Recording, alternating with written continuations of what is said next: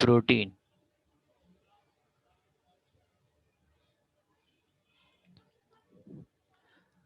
तो प्रोटीन क्या होता है? It is a complex structure और complex biomolecule containing nitrogen. Nitrogen तो उसके अंदर होना चाहिए, और बहुत सारे जो पेप्टाइड के बॉन्ड होते हैं वो कनेक्टेड होते हैं।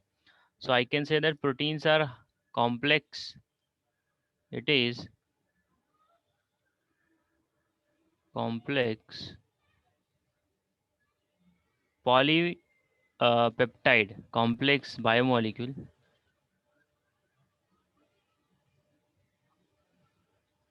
containing nitrogen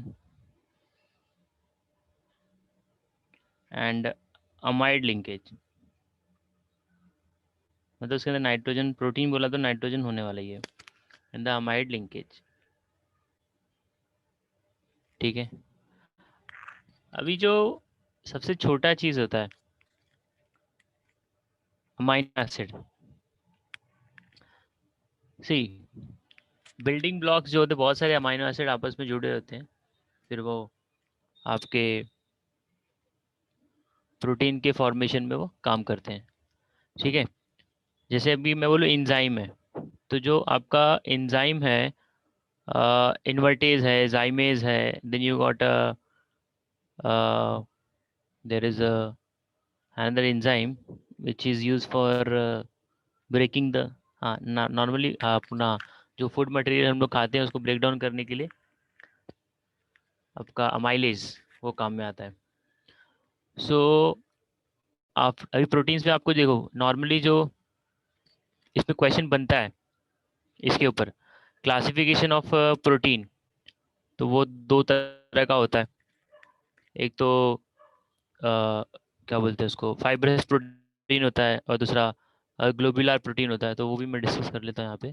क्लासिफिकेशन ऑफ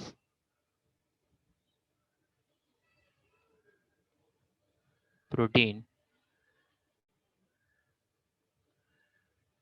तो ये दो तरह के होते हैं आपके। इम्पॉर्टेंट इसमें एग्जाम्पल है, यहाँ पे जो इम्पोर्टेंट चीज़ है वो एग्जाम्पल है। So based upon their shape, वो जो है वो दो तरह का हो जाता है। एक हो जाता है फाइबर, जैसे धागे जैसा, उसको बोलते हैं फाइब्रस प्रोटीन। दूसरा हो जाता है ग्लोबुलर।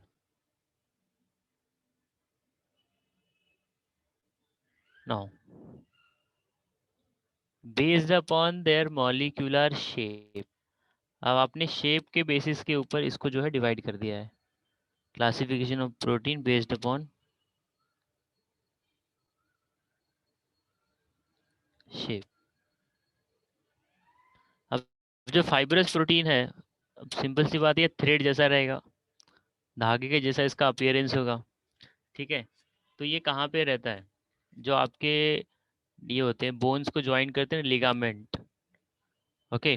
तो वहाँ पे आपको ये मिल सकता है। जैसे कि आपका कोलेजन है, केराटिन है, और ये जो होता है ये वाटर इनसॉल्युबल होता है। This is water insoluble. ठीक है। Now if I ask example, so आपका जैसे इसमें होता है कोलेजन, जैसे एग्जांपल दिया मैंने। फिर केराटिन आपके हेयर्स में मिलते हैं। ठीक है। फिर मायोसिन करके भी एक है। So these are the fibrous protein. अब ग्लोबुलर प्रोटीन की बात करोगे, देखो अभी मैं एक इसमें ग्लोबुलर प्रोटीन जो है ये बेस्ड अपॉन देयर शेप, अगर वो स्फीयर जैसा रहेगा तो ग्लोबुलर है। It is water soluble. It is water soluble. अच्छा, इसके जो एग्जाम्पल है वो बड़े इंपॉर्टेंट है। इंसुलिन। अब जो डायबिटिक पेशेंट होता है उसकी बॉडी के अंदर इंसुलिन नहीं बनता है।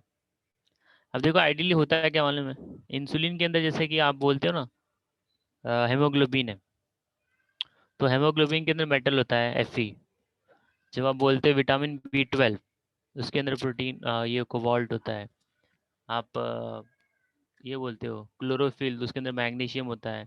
तो जितने भी कॉम्प्लेक्स चीज़ें होती हैं उसके अंदर मेटल होता ही है। तो जितने लोग भी डायबिटिक होते हैं उनके पास जो है ना इंसुलिन की कमी होती है, और इंसुलिन के अंदर जो मेटल होता है वो होता है जिंक। क्या होता है भाई? जिंक। तो अभी जो फिलहाल का जो सीज़न चल रहा है कोविड की वजह से लोग जिंक के और मल्टीविटामिन के टैबलेट्स का तो ज़्यादातर रिस्की जो है ना वो डायबिटिक पेशेंट, बिकॉज ऑलरेडी उनके पास जिंक का जो कॉन्सेंट्रेशन है बॉडी के अंदर वो है ही नहीं, क्योंकि इंसुलिन तो बन ही नहीं रहा है। इंसुलिन है ही नहीं तो उसकी वजह से शुगर का लेवल बढ़ रहा है। तो जिंक की भी कॉन्सेंट्रेशन बॉडी में कम है। तो मैं ये बताना चाहता हूँ जो इंसुलिन आपका प्रोटीन है वो एक तरह से जिंक मेटल वाला है। फिर आपको मिलेगा हेमोग्लोबिन,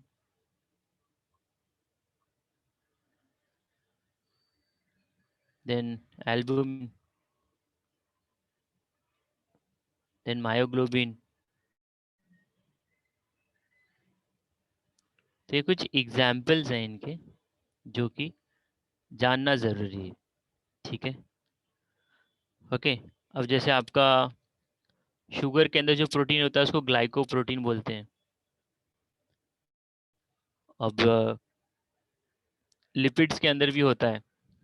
तो ये जस्ट क्लासिफिकेशन है प्रोटीन का, मैं उतना डिटेल में नहीं जा रहा हूँ, बट थोड़ा थोड़ा अपने को डिस्कशन करके दे रहा हूँ। फिर इसके बाद जो होता है स्ट्रक्चर ऑफ प्रोटीन होता है। स्ट्रक्चर ऑफ प्रोटीन भी है, वो प्राइमरी होता है, सेकेंडरी होता है, टर्शरी होता है। ठीक है। और क्वाटरनरी स्ट्रक्चर होता है। तो ये just 1 minute, let me add. So we have a total four type of structure based upon their appearance. Proteins are divided into four types.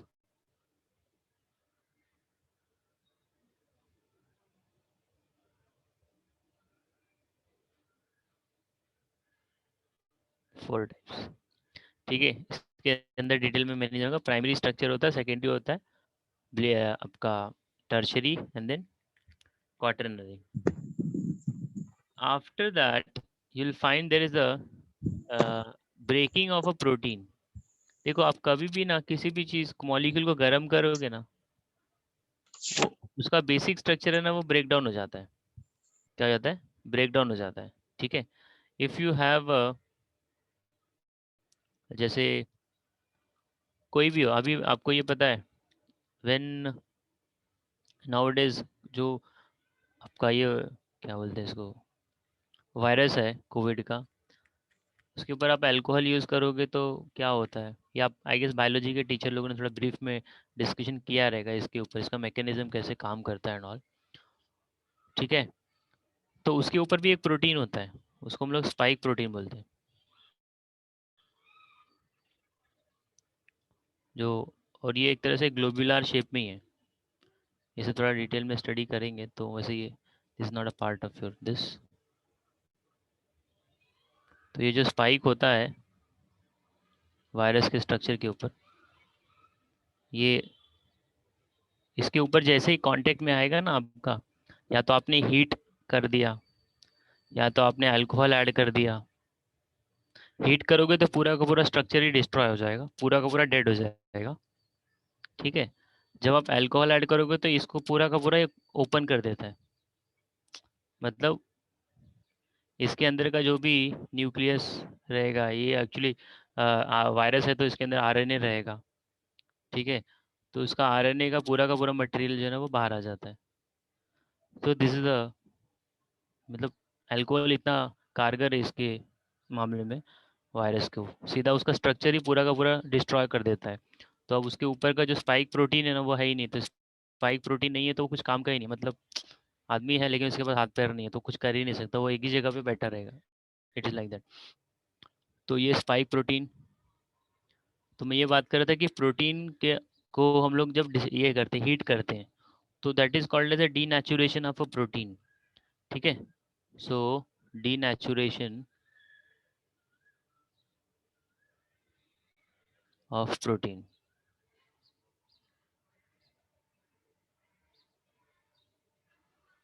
Now denaturation मतलब heating the destroying the structure of your this protein, ठीक है। तो उसी को हम लोग क्या बोलते हैं, आपका दिस योर डीनेचुरेशन प्रोसेस, ठीक है। अभी जैसे कि आप ये लेते हो, अंडा लेते हो, अब उसके अंदर जो आपका एल्बुमिन है, ठीक है, या फिर मिल्क लेते हो, मिल्क का आपने क्या कर दिया, मिल्क में वैसे क्या होता है, लैक्टोज होता है, शुगर होता है। अब वो लैक्टोज का कन्वर्जन होता है लैक्टिक एसिड के अंदर। So what is a denaturation, denaturation का मतलब उसका स्ट्रक्चर जो है आपने चेंज कर दिया, उसको मॉडिफाई कर दिया। अब मॉडिफाई करने के लिए या तो आप कोई केमिकल ऐड करो, या तो आप उसको हीट करो, ठीक है। That is a denaturation of a protein. इसके बाद जो है हमको देखना है अमाइनो एसिड्स। अमाइनो एसिड बहुत काम की चीज़ है, ठीक है। अभी जो बायोलॉजी का स्टूडेंट होगा उसको थोड़ा ज़्यादा इन्फॉर्मेशन होगा। आपके पास जो बिल्डिंग बेसिक यूनिट है लाइफ का, वो सेल है, क्या भाई, सेल है। तो अगर आप अमाइनो एसिड की बात करते हो तो ये भी एक तरह का क्या है, बायोमोलिक्यूल है, ठीक है। नाउ इसके अंदर जो बेसिक्स का स्ट्रक्चर है, जो उसमें मॉडिफाई होता है, वो एक ही चीज़ मॉडिफाई होती है, वो आर। तो मैं बना दे रहा हूँ यहाँ पे, ओ ओ एच, ऊपर एच, राइट में, लेफ्ट में आर, नीचे NH2। अब ये तीन चीज़ यहाँ पे परमानेंट रहती है। ये हाइड्रोजन फिक्स होता है, ये एसिडिक ग्रुप फिक्स होता है, ये NH2 ग्रुप फिक्स होता है, ठीक है। बात समझ में आ रही है। तो जो आपका बहुत जो जितना हम लोग खाते हैं ना, प्रोटीन एंड ऑल, तो प्रोटीन आपने डाइट कंज्यूम किया तो बॉडी के हर एक सेल को के अंदर राइबोसोम होता है, और राइबोसोम के ऊपर ही प्रोटीन का सिंथेसिस होता है। अब ये जो आरएनए है, आरएनए मतलब ये जो कोविड का वायरस है, ये बेसिकली एक वायरस एंट्री करेगा तो सीधा वो लंग्स में जाता है, वहाँ पे मल्टीप्लाई होना शुरू हो जाता है, ठीक है। और वो मल्टीप्लाई कहाँ करता है, बायोलॉजी के स्टूडेंट को पता रहता है, राइबोसोम जो होता है वो एक तरह से ये करता है, उसके वायरस को उसका सेम डुप्लीकेट कॉपी बनाना स्टार्ट कर देता है। सो अमाइनो एसिड का जो बेसिक स्ट्रक्चर है वो यही है। अब इसके अंदर जो चेंज होने वाली चीज़ है वो आर है, ये जो आर है ये चेंज होगी, ठीक है। अभी मैं कुछ 5 अमाइनो एसिड के नाम बता दूंगा, ठीक है, जस्ट इंफॉर्मेशन के लिए। ये आप याद रखना, गबली, ये नाम तो सबको पता ही रहेगा, GAVLI, ठीक है। जी फॉर ग्लाइसिन होता है, अपन बना रहे हैं glycine. A for alanine,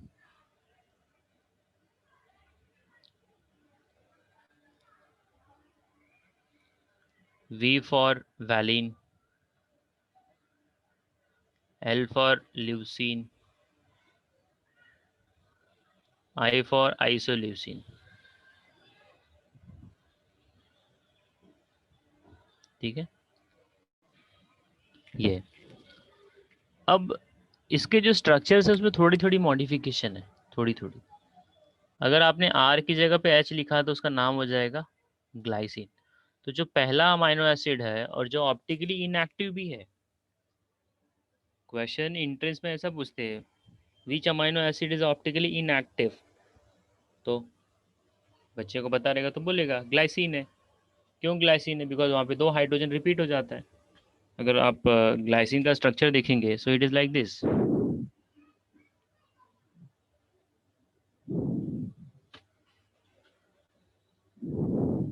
okay.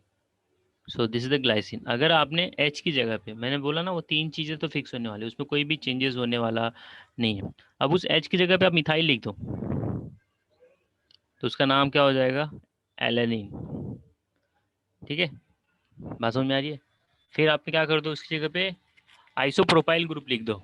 Isopropyl group is like this, CH3 CH3। Isopropyl लिख दोगे तो उसका नाम हो जाएगा आपका ल्यूसीन, ठीक है। तो ऐसे ही फिर सेकेंडरी ब्यूटाइल लिख दोगे, तो सॉरी वी फॉर वैलिन है, वैलिन आ जाएगा, this will be the valine. फिर सेकेंडरी ब्यूटाइल ग्रुप लिखोगे तो वो हो जाएगा ल्यूसीन। ओके, तो ये इसका स्ट्रक्चर्स रहेगा। जस्ट आपको दिमाग में रखना है गवली, यहाँ से 5 आपको अमीनो एसिड के नाम मिल जाते हैं। इसमें पहला वाला जो है वो ऑप्टिकली इनएक्टिव है, दैट इज ए ग्लाइसिन। बाकी सब के सब जो होते हैं वो ऑप्टिकली एक्टिव होते हैं। ठीक है। अच्छा, एक कंपाउंड के अंदर अगर एसिडिक ग्रुप भी आ जाए और बेसिक ग्रुप भी आ जाए, तो एसिड जैसे ये COH है और ये आपका NH2 है, तो एसिड का काम होता है प्रोटॉन देना। ये यहाँ से प्रोटॉन देगा भाई, और ये बन जाएगा R bond C, H bond COO minus bond NH3। तो जैसे ही एक मॉलिक्यूल के अंदर आपको पॉजिटिव और नेगेटिव चीज़ें दोनों मिलती है, उस तरह के आयन को हम लोग बोलते हैं ज्विटर आयन। क्या बोलते हैं? Zwitter ion. अब ज्विटर आयन की जो आयोनिक मोबिलिटी होती है वो मूव ही नहीं करता, because there is a positive charge, negative charge. ठीक है। सो अमाइनो एसिड्स हो गए, इसमें से जस्ट ग्लाइसिन का दिमाग में रखना है। और इसके बाद आपका बेसिक अमाइनो एसिड कौन सा है और एसिडिक कौन सा है, ये भी क्वेश्चन इंट्रेंस में पूछा जाता है, CET में पूछा गया था। ठीक है, they had given the 4 option, उसमें से पूछा था कौन सा बेसिक है। तो मैं बेसिक और एसिडिक बता देता हूँ। जिसके अंदर NH2 का नंबर बढ़ेगा तो सिंपल सी बात है वो बेसिक होगा, या फिर डोनेशन बढ़ेगा अल्काइल ग्रुप का, सी बेसिक अमाइनो एसिड।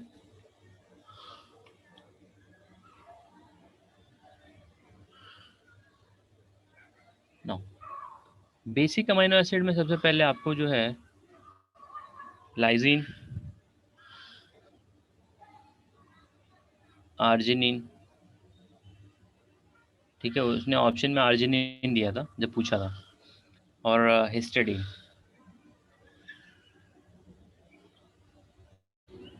ये 3 जो होते हैं ये आपके क्या है, बेसिक अमीनो एसिड है। तो जिसके अंदर NH2 का नंबर ज़्यादा रहेगा वो बेसिक का काम करेगा, और जिसके अंदर COOH का नंबर ज़्यादा रहेगा वो एसिडिक का काम करेगा।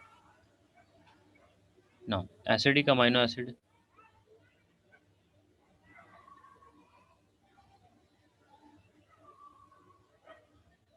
सो एस्पार्टिक एसिड है, एंड देन ग्लूटामिक एसिड।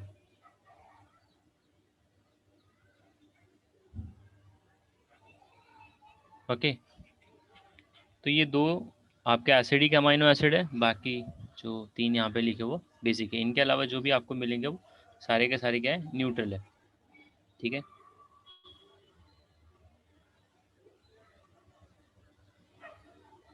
बात समझ में आ रही है सबको? नाउ ये तो हो गया आपका अमीनो एसिड्स का, एंड देन प्रोटीन के बारे में उसका क्लासिफिकेशन कर लिया। अच्छा, after this will see the protein भी हो गया, अमीनो एसिड भी हो गया, डीनेचुरेशन। इसमें बचेगा फिर आपका एंजाइम एक बचता है। एंजाइम के बाद आपको लास्ट में मिलेगा ये, मैंने लिस्ट ऑफ विटामिन नहीं बताया, वो भी बता देख लेंगे हम लोग, फिर MCQ पे जाऊँगा मैं। नाउ देखो, विटामिन जो होते हैं, इंट्रेंस में एक बार JEE में पूछा था वाटर सॉल्युबल विटामिन को, तो B और C वाटर सॉल्युबल है, बाकी सारे के सारे फैट सॉल्युबल है। ऑल सी विटामिन जो होता है वो आपको बाहर से लेना पड़ता है, और आई का vitamin. So vitamin is the biomolecule or an organic compound which is not produced by the body, so we have to take it from external source just to maintain the growth and then normal health of the body। नहीं लेंगे तो कुछ ना कुछ तो उसका ये हो जाता है, उसका कमी की वजह से प्रॉब्लम हो जाता है, या ज़्यादा होगा तो भी प्रॉब्लम हो जाता है। सो वाटर सॉल्युबल का प्रॉब्लम नहीं है। अभी nowadays we have to keep excess of vitamin C with the body. ठीक है, अगर विटामिन C वाला जो भी है ना, जैसे उसको गर्म कर दिया ना आपने, तो उसका स्ट्रक्चर टूट जाता है, डीनेचुरेशन हो जाता है, ऐसा है। So water soluble is A B and C. तो इसकी कॉन्सेंट्रेशन अमाउंट कितना भी आप कंज्यूम करो, यूरिन के थ्रू पास आउट हो जाएगा, तो बॉडी में डिपॉजिट नहीं रहेगा। इसके लिए इसको हमको कंटिन्यूसली लेना पड़ता है। अब जो फैट सॉल्युबल होते हैं वो आपके दूसरे वाले आ जाते हैं, डी, ई, के, ठीक है, and then A. This all are the like a fat soluble. अभी के जो है, इसमें ई भी आता है, ए, सबका अपना अपना फंक्शन है। इसका चार्ट आपको मिल जाएगा टेक्स्ट बुक के अंदर। बट आपने को पता है विटामिन ए का कमी होता है तो क्या होता है, नाइट ब्लाइंडनेस होता है, बराबर है। अब मेजॉरिटी जो भी विटामिन के सोर्सेस होते हैं वो मेजॉरिटी जो है आपका मिल्क में या फिश में मिल जाता है, मेजॉरिटी, ठीक है। और आपका फिश का तो आइडिया नहीं मेरे को कि क्या क्या मिलता है, बट मिल्क में और इसमें आपका वेजिटेबल्स में majority you will cover up.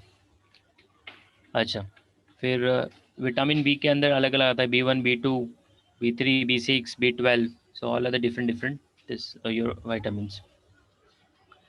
Now just ये दिमाग में रखना, विटामिन वाटर सॉल्युबल कौन सा था और फैट सॉल्युबल कौन सा था। वाटर सॉल्युबल बी और सी होता है, फैट सॉल्युबल ए, डी, ई, के, ठीक है। नाउ आफ्टर दिस, अब जो जेनेटिक इंफॉर्मेशन है वो एक जनरेशन से अगले जनरेशन में पास आउट होती है। तो ये हमको पता है, ये काम होता है न्यूक्लिक एसिड का। इसका काम होता है भाई nucleic acid, that is your DNA and the RNA. तो ये जो न्यूक्लिक एसिड होता है वो एक होता है डीऑक्सी राइबो और एक होता है राइबोज न्यूक्लिक एसिड। तो आरएनए तो राइबोज न्यूक्लिक एसिड होता है और डीऑक्सी डीएनए होता है, ठीक है। So see nucleic acid,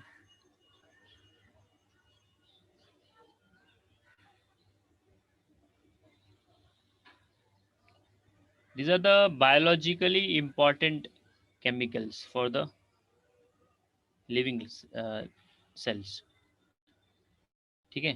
they transfer the genetic information for inheritance के लिए यही जिम्मेदार होता है न्यूक्लिक एसिड। ये दो तरह के होते हैं, एक होता है डीएनए और एक होता है RNA, that is ribose nucleic acid and then deoxyribose nucleic acid, ठीक है।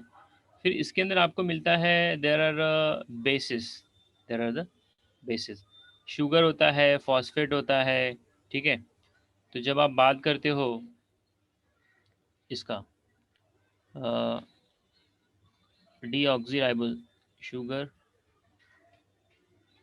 फिर बेस होता है प्लस आपका शुगर होता है, बेस होता है प्लस फॉस्फेट होता है।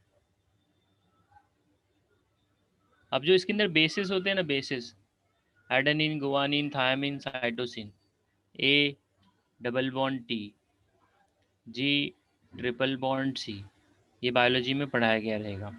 ये जो बॉन्ड होता है ये होता है हाइड्रोजन का bond, this is the hydrogen bond, the bases are connected in this manner, clear है, ओके। अच्छा, फिर इसमें कनेक्शन के बारे में भी वो लोग पूछते हैं, कौन सा कनेक्शन किस पार्ट को होता है, ओके। तो ये इतना डिटेल में तो इस केमिस्ट्री में नहीं पूछेंगे, बायो में पूछ सकते हो लोग। और यूरेसिल आ जाता है आपका आरएनए में। तो this is about the nucleic acid. इसके ऊपर उसने क्वेश्चन पूछा नहीं है, जस्ट मैं इन्फॉर्मेशन के तौर पे बता रहा हूँ। As I told you previously, इसका जो मेन इंपॉर्टेंट आपका बोलते हैं ना सेक्शन है वो है कार्बोहाइड्रेट। कार्बोहाइड्रेट काफ़ी इंपॉर्टेंट है इस पर्टिकुलर चैप्टर के अंदर से। अच्छा, अब मैं सीधा जाऊँगा एमसीक्यू के ऊपर। जस्ट मैंने give you 1 second, I just need to download the MCQ.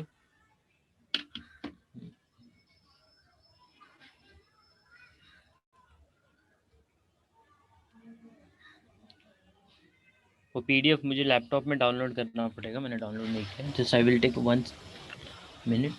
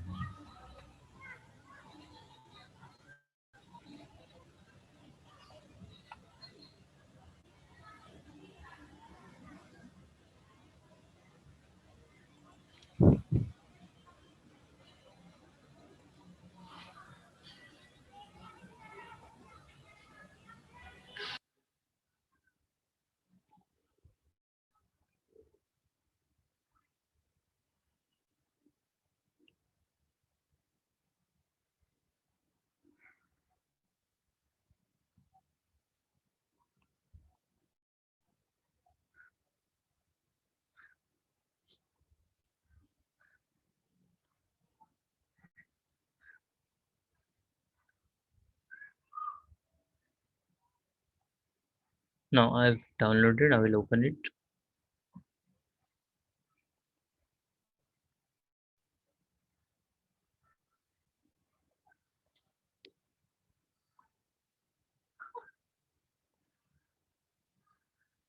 So you can see here.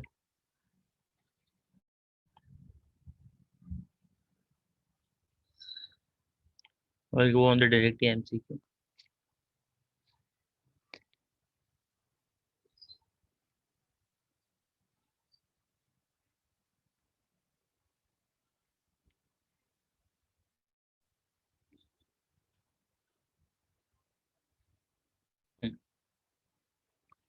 No concept building problem पे सीधा ये ओपन हो गया, तो इसी को मैं जरा देख लेता हूँ। क्वेश्चन नंबर 11 जरा देख लेते हैं। जेई में पूछा गया है 2018 के अंदर। So everyone just focus on this question, then I will come back to the question number 10। अब जो क्वेश्चन नंबर 10 दिख रहा है आप लोगों को, जेई का क्वेश्चन कुछ है नहीं उसमें। ग्लूकोज ऑन हीटिंग, ये हम लोगों ने लास्ट लेक्चर में ही किया था। ग्लूकोज को जब आप हीट करेंगे तो वो बना के देता है एन हेक्सेन। क्या देता है भाई? N hexane. ठीक है, in the presence of hot HI, तो उसका रिडक्शन कर देता है। So the right option will be here n hexane.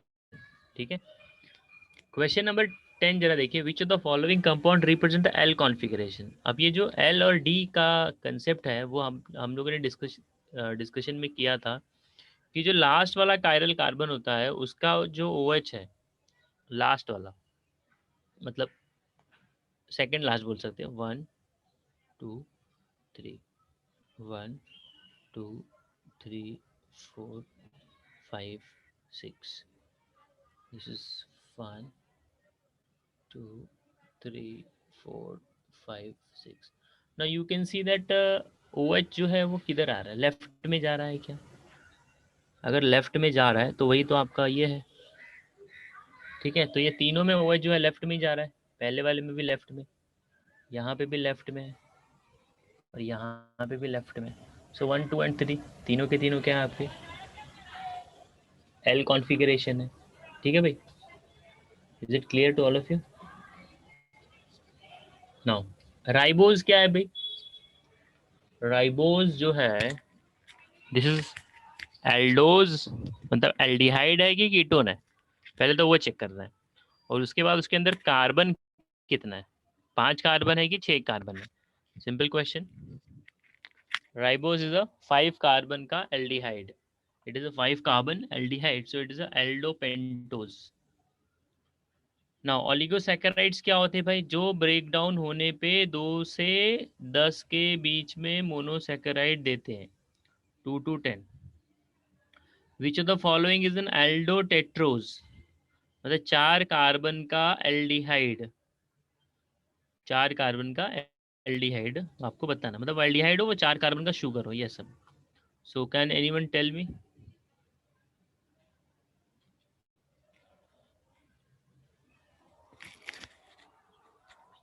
बताया था मैंने, रिथ्रोज।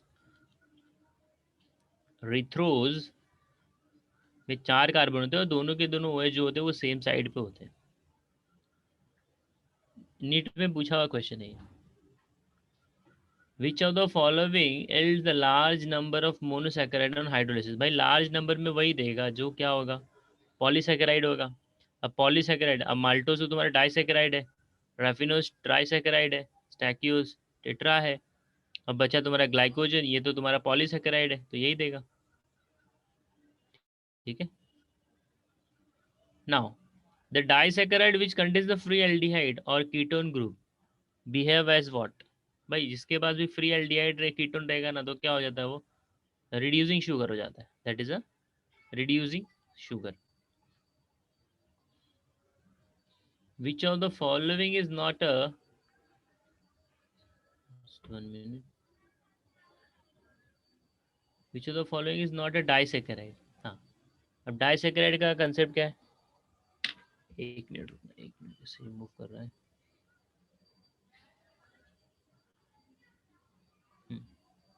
डाइसेकेराइड के लिए मैंने बताया LMSC, ये याद रखना, LMSC। Lactose maltose LMSC, S. ये 4 अल्फाबेट आपके दिमाग में रखना, ये चारों के चारों। तो गैलेक्टोज, गैलेक्टोज क्या है भाई आकांक्षा? मोनोसैकेराइड। हाँ, इट इज अ मोनोसैकेराइड। ठीक है, बहुत बढ़िया। Now question number 9, the standard compound to determine the configuration of sugar is what? Glyceraldehyde. हाँ, अब जो ग्लिसरल है वो आपका 3 कार्बन का शुगर है, 3 कार्बन का ये शुगर है। ठीक है। नाउ क्वेश्चन नंबर 12 पे आ जाइए जरा। You got a D glucose forms a cyanohydrine when it is getting reacted with a hydrogen cyanide. The structure of glucose cyanohydrine, देखो सारा का सारा जो भी काम होगा वो किधर होगा? ऊपर वाले कार्बन पे होगा। अब आपको पहले स्ट्रक्चर देखना है ग्लूकोज का। ग्लूकोज का स्ट्रक्चर नीचे से आप काउंट करोगे, राइट राइट लेफ्ट राइट होता है। OH right right left right जाता है, ये हट गया। राइट राइट लेफ्ट राइट, ये बराबर है। Option B. हाँ, ऑप्शन बी। ठीक है, okay. Question number 13, glucose and the gluconic acid on reaction with dilute HNO3 gives saccharic acid. This indicates the presence of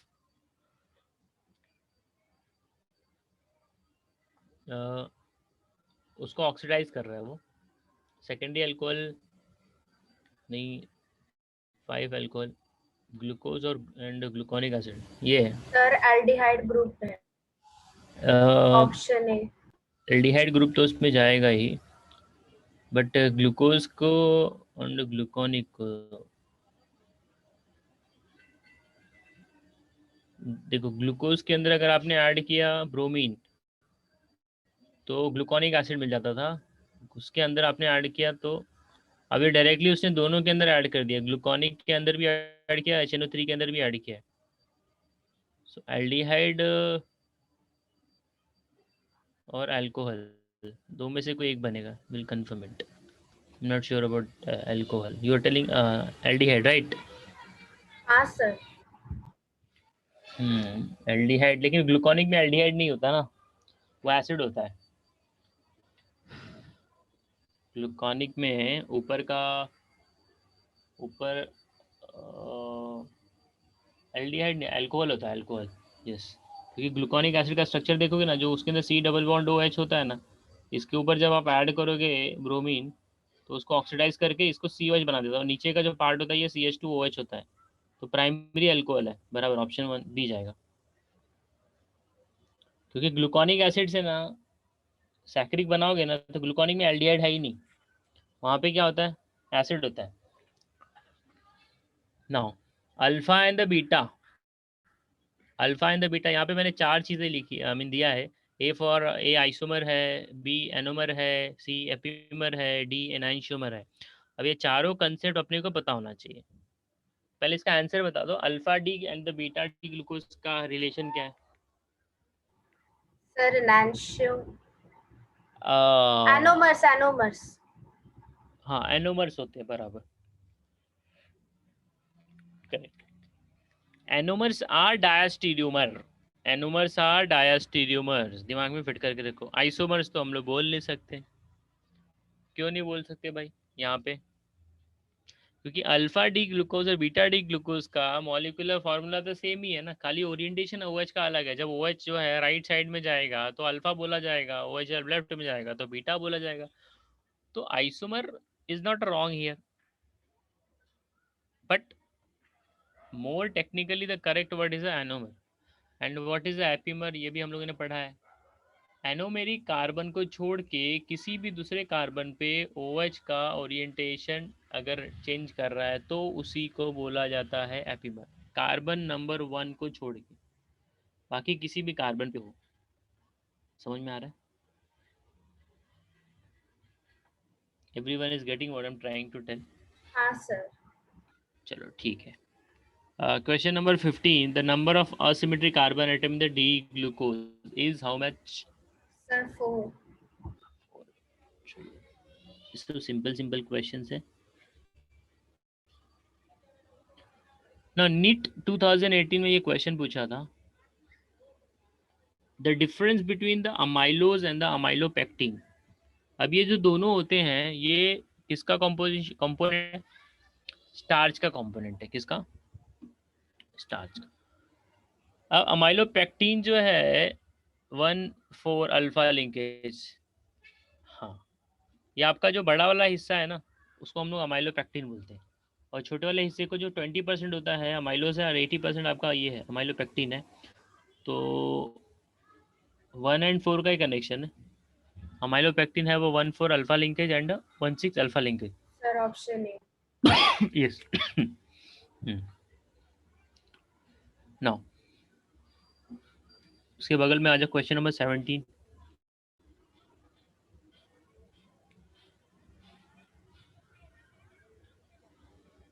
इसका आंसर बताइए। Sir fructose. ऑप्शन सी।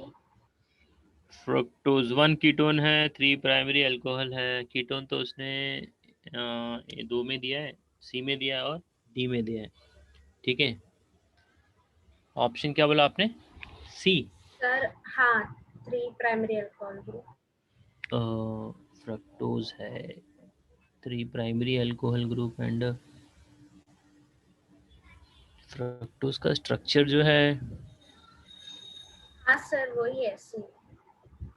C double bond O है, फिर ऊपर जाता है तुम्हारा CH2OH 1 2 3 4 5 CH2OH OH OH। सो ये आपका प्राइमरी है, ये आपका प्राइमरी है, 2 प्राइमरी है बस, 3 प्राइमरी नहीं आ रहा है इधर पे। बाकी ये तीनों बीच वाले सब सेकेंडरी है, 2 ही प्राइमरी है उसमें। ठीक है, इसका स्ट्रक्चर ऐसा है ना, C double bond O CH2। Yes sir, sorry मैंने बाकी का ओएच भी काउंट कर। CH2OH OH OH OH। तो ये जो बीच वाले हैं तीनों, ये तो सब सेकेंडरी है, ये भी सेकेंडरी है, ये भी सेकेंडरी है और ये भी सेकेंडरी है। So all are secondary. तो ये ऊपर वाला प्राइमरी है और ये नीचे वाला प्राइमरी। ठीक है, कोई बात नहीं। क्वेश्चन नंबर 26, क्वेश्चन नंबर 27, फटाफट बताओ।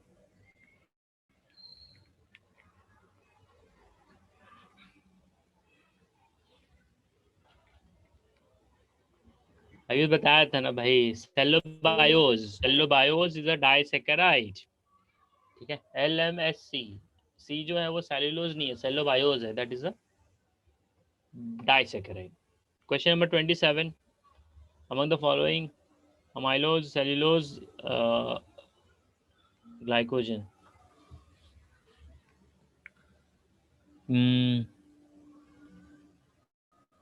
हाँ, द ब्रांच्ड पॉलीसेकेराइड्स। हाँ, बताओ भाई इसमें से।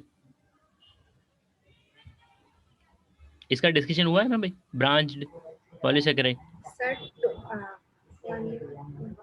देखो अमाइलोपेक्टिन तो है, अमाइलोज जो होता है ये स्ट्रेट होता है, ये ना अगल ऐसा कनेक्टेड होता है, एक के बगल में एक कनेक्ट होता है, वो लीनियर चेंज जैसा है, वो ब्रांच वाला सिस्टम उसमें नहीं है।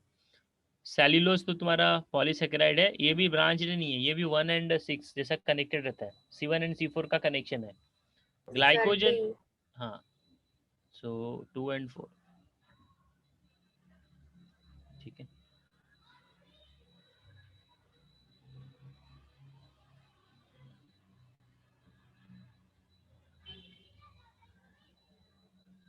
One mole of maltose on hydrolysis gives, maltose का अगर ब्रेकिंग किया तो क्या मिलेगा? 2 moles of glucose. Hydrolysis of lactose give us glucose plus galactose, बराबर ना? Galactose. D. Question number 22, non reducing sugar, sucrose. क्या है? सुक्रोज, इसको रट्टा मतलब नॉन रिड्यूसिंग, इसके ऊपर भी हम लोगों ने लिखवाया था, लास्ट लेक्चर में इसके बारे में डिस्कशन हुआ था। Now the digestion of a starch can yield, जब आपने राइस कंज्यूम किया है, राइस के अंदर स्टार्च ही होता है, तो उसका ब्रेक डाउन होगा तो वो क्या बनाएगा भाई? Fructose. फ्रक्टोज नहीं बनाता, माल्टोज बनाता है, डाइजेशन ऑफ दिस माल्टोज, ठीक है। The structural carbohydrate is, structural carbohydrate branch, मतलब बोला होता तो ब्रांच में ग्लाइकोजन जाता है, अमाइलोपेक्टिन जाता है, अमाइलोज एक तरह से स्टेट जाता है। स्ट्रक्चरल कार्बोहाइड्रेट बच रहा है ये और ये, क्वेश्चन थोड़ा सा क्लियर नहीं है। स्ट्रक्चरल, स्ट्रक्चर तो सभी का है, अब उसको पूछना चाहिए था कि लीनियर और branched. Okay sir cellulose. Cellulose जो है वो बराबर है, जस्ट उसको फ्रेमिंग उसको करने को था।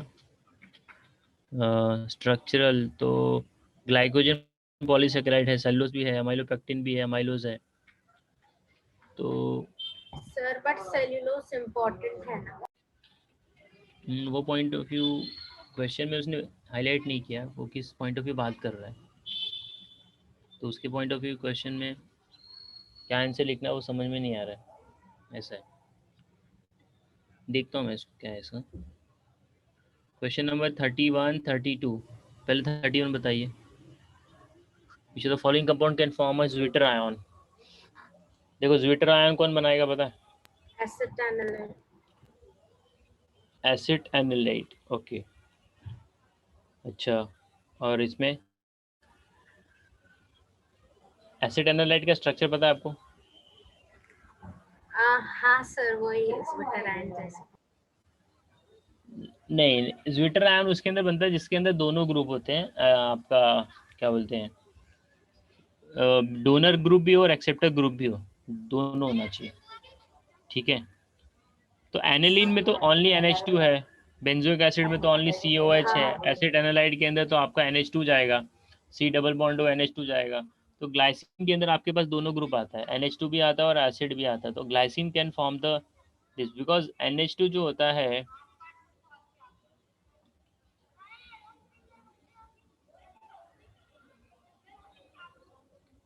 अभी यहाँ से जो है COH से H निकलेगा और इधर चला जाएगा, तो ये जो फॉर्म करेगा this will give us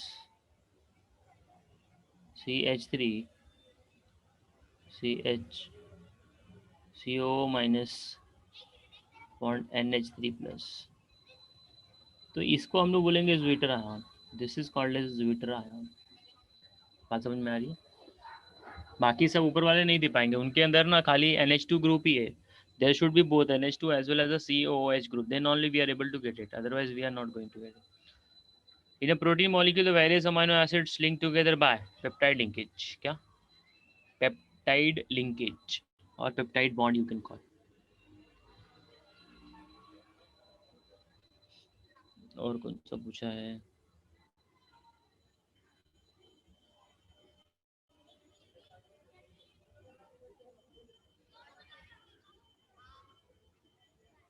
know, nucleic acid वाले सेक्शन में क्या है भाई? देखो न्यूक्लियोटाइड, न्यूक्लियोटाइड के अंदर क्या क्या होता है अभी? शुगर बेस प्लस हाँ फॉस्फेट। नहीं नहीं नहीं, न्यूक्लियोटाइड सर न्यूक्लियोसाइड तीनों होता है। हाँ सॉरी सॉरी, इधर पे साइड है न्यूक्लियोसाइड में बेस प्लस शुगर। हाँ बेस प्लस शुगर होता है, न्यूक्लियोटाइड बोलूंगा तो उसमें फॉस्फेट भी आ जाता है, ये न्यूक्लियोटाइड का कंपोजिशन है, this is the composition of nucleotide. But मेरे को बात करना है न्यूक्लियोसाइड का, तो न्यूक्लियोसाइड के लिए मेरे पास बेस और शुगर ही होता है, ठीक है। सो इसका राइट आंसर है A, because they are talking about the nucleoside not a nucleotide, tide की बात करेंगे तो उसमें फॉस्फेट ग्रुप भी आ जाएगा। उसके ऊपर जाइए, common base of the DNA and RNA, adenine guanine thymine cytosine होता है, कॉमन बोला उसमें, तो बताओ इसका आंसर क्या होगा? Option D. थायमिन किधर रहेगा? Thymine option B B. हाँ बी है बराबर। The sorry sugar, sir. The sugar in RNA, sugar in RNA, RNA में कौन सा इसमें शुगर आपको दिखता है? Now, which of the following is a purine basis? Now we got a A, E, G, C: adenine, thiamine, guanine, cytosine. ठीक है, guanine. Okay. ये जो है मेजोरिटी आपको आपका ये जो जेनेटिक चैप्टर मिलेगा इसमें, हेरिटेज और बायोलॉजी में होगा समवेयर, मुझे पता नहीं है, तो उसमें और डिटेल में वो लोग मेंशन करते हैं। तो ए का जैसे कि मैंने बता दिया, डबल बॉन्ड टी के साथ में बॉन्डिंग होता है, आपका C, and there is a triple bond and this bond are the hydrogen bond, this are the hydrogen bond. तो सीईटी में कभी कभी क्वेश्चन पूछा गया था, जो बेसिस कनेक्टेड होते हैं उनके बीच में कौन सा बॉन्ड होता है, so we can say that there is a hydrogen bonding through which they are connected. Okay, now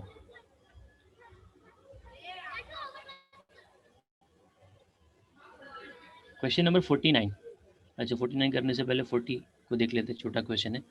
oil soluble मतलब फैट सॉल्युबल है, तो as you know that water soluble आपका बी एंड सी होता है, ये JEE में एक बार पूछा हुआ क्वेश्चन है। तो बी और सी को छोड़ दिया जाए तो सारे के सारे जो होते हैं वो फैट सॉल्युबल ही होते हैं, ठीक है। So here what can be the right option? All of these. All of this है, ठीक है। हाँ, विच ऑफ द, देखो ये 2015 में पूछा था, यही क्वेश्चन है जो मैं बोल रहा था। विच of the following vitamin given below is a water soluble, 2015 में पूछा हुआ क्वेश्चन है, Vitamin C. विटामिन सी, ठीक है। तो इसका एक्सेस में होने से कुछ प्रॉब्लम नहीं है। Which of the following vitamin deficiency causes the night blindness, ये स्कूल से पढ़ते आ रहे हैं हम लोग। A. Now vitamin B6 is also known as a, Option D. नहीं, राइबोफ्लेविन नहीं बोलते, B6 को नहीं बोलते, B6 is not a this. Retinol नहीं है, साइनोकोबालामाइन भी नहीं है, B12 बचेगा आपका, B6 है ना, हाँ, पायरिडॉक्सिन। राइबोफ्लेविन B2 है, ठीक है। नाउ इसमें आंसर आपका ए बनेगा। उसके सामने आ जाए क्वेश्चन नंबर 50। ये जैसा ही मैंने डिस्कस किया वही है क्या? हाँ, double strand of the DNA are connected by the hydrogen bonding, which of the following is the correct, हाँ, representation, Option A. Yes. Option A. Question number 49 NEET का क्वेश्चन है ये।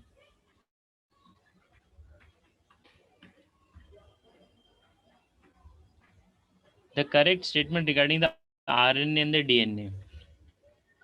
The sugar component in RNA is arabinose and the sugar component in DNA is a ribose. So sugar यहाँ पे arabinose है, ठीक है। The sugar component in RNA is a 2' deoxyribose, नहीं, the sugar component in the RNA is the arabinose and then component in the DNA is a 2। Option D में दिया है sugar component in the RNA is a ribose and the, हाँ ये बराबर है, D सही है।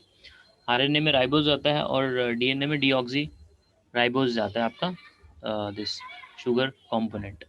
क्लियर है? इसमें से एक ही क्वेश्चन एक्सपेक्टेड है, but majority of the questions you will find from the carbohydrate section.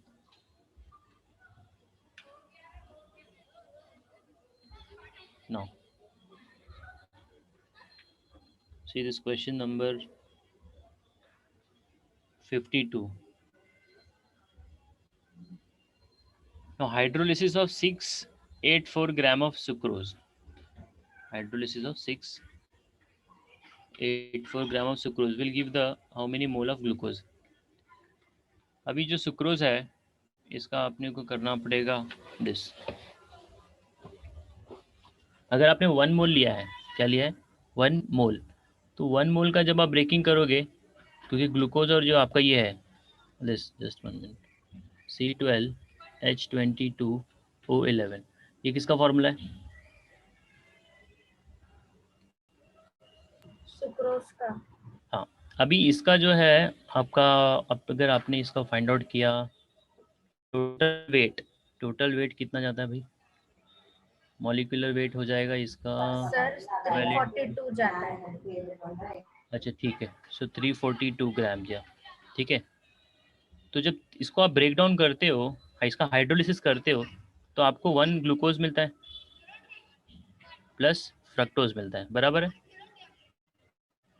ये दो चीज़ें मिलती हैं आपको, यस सर।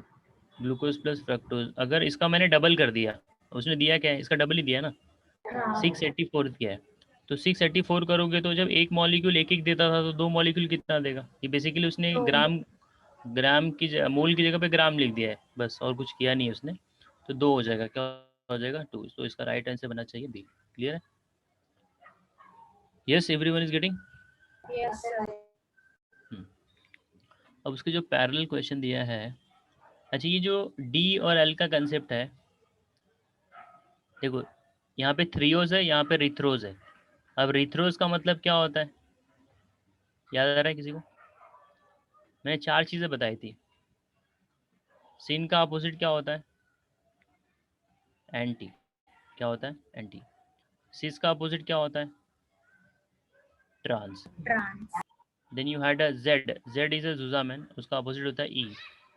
फिर एक होता है रिथ्रो, रिथ्रो मतलब सेम साइड होता है, और उसका अपोजिट होता है थ्रियो। तो ये जो रिथ्रो और थ्रियो वाला लॉजिक है ना, या कंसेप्ट है, ये आपको शुगर वाले चैप्टर में मिलता है, दैट इज अ बायोमोलिक्यूल, रिथ्रोज थ्रियोज, ठीक है।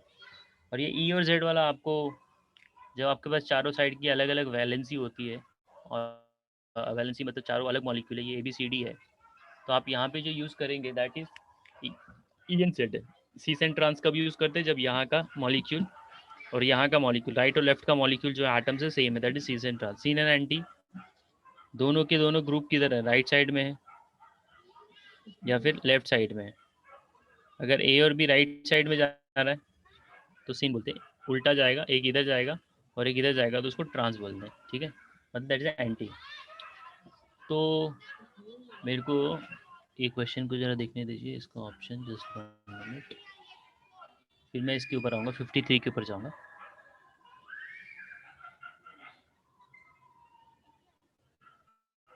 क्वेश्चन, हाँ, मैं ऑप्शन नहीं देख रहा हूँ, मैं पहले क्वेश्चन को ही देखूंगा। मेरे को बताइए जो पहला वाला है इसका कॉन्फ़िगरेशन क्या होना चाहिए? दिस शुड बी डी और एल। डी। हाँ, इट शुड बी डी। अच्छा, दोनों के दोनों जो ओ एच है वो राइट एक ही तरफ है, तो ये हाँ क्या होना चाहिए? This D. Should be what? ये रिथ्रोज होना चाहिए कि थ्रियोज होना चाहिए? एरिथ्रोस। पक्का? और बाकी लोग, एनीबडी एल्स? एरिथ्रो। और कोई तो ओके, ठीक है। सेकंड वाले पे आ जाओ। ओ एच ये डी है कि एल है, ये बताओ पहले। सर डी है। हाँ, डी है, क्योंकि ओ एच इधर है। अब लेकिन इसमें क्या है कि तुम्हारा ओ एच क्रॉस में राइट में और लेफ्ट में जा रहा है, तो इसका मतलब ये क्या जाएगा? रिथ्रोस की थ्रियोस? सर त्रियो। हाँ, डी थ्रियोस लिख दिया मैंने। अब इसका जो है पहला ऑप्शन हो गया, दूसरा हो गया, थर्ड क्या है? ये एल है, बराबर? हाँ सर। हाँ, तो एल क्या? Sir L erythrose. L threose, ठीक है। And L this is the triose. L, sorry L. So which is the right option here, A B C D में से? लास्ट का दो पहले देख लो क्योंकि इधर सामने दिख रहा है। Option A. ऑप्शन ए उसने बोला है। ये टी कैसे लिखा? एरिथ्रोज है ना, सेम साइड जाएगा ना। हाँ वही आपने गलती से लिखा है। हाँ ठीक है, सो ऑप्शन ए है, बराबर है। तो this was asked in the NEET, just one, कभी पूछा था ये आई गेस रिसेंट में था, ठीक है। Now 56, the central dogma of a molecular genetics states that the genetic information flows from, हाँ, ये sir option D. DNA to RNA to protein. और भाई और कोई है? Anybody else? ओके, बराबर है, आंसर डी करेक्ट है तुम्हारा। और बाकी कोई कम्युनिकेशन ही नहीं कर रहा है, जस्ट सुन रहे, ठीक है। Question number 55, thiol group present in, अभी देखो थायोल क्या होता है, कौन सा फंक्शनल ग्रुप होता है इसमें, थायोल कोई बता सकता है? SH होता है, क्या होता है? SH। जैसे आप बोलते हो ना अल्कोहल, तो अल्कोहल में क्या होता है? OH होता है। तो थायोल में क्या आता है? SH आता है, ठीक है। और थायोल ग्रुप जो होता है प्रेजेंट होता है तुम्हारा सिस्टिडीन, सिस्टीन, सिस्टीन किधर दिया है? अच्छा, स्पेलिंग का इसमें थोड़ा सा प्रॉब्लम है, ये नहीं है, सिस्टाइन है ये, ऑप्शन सी सिस्टीन, ठीक है। So thiol group is present in this molecule.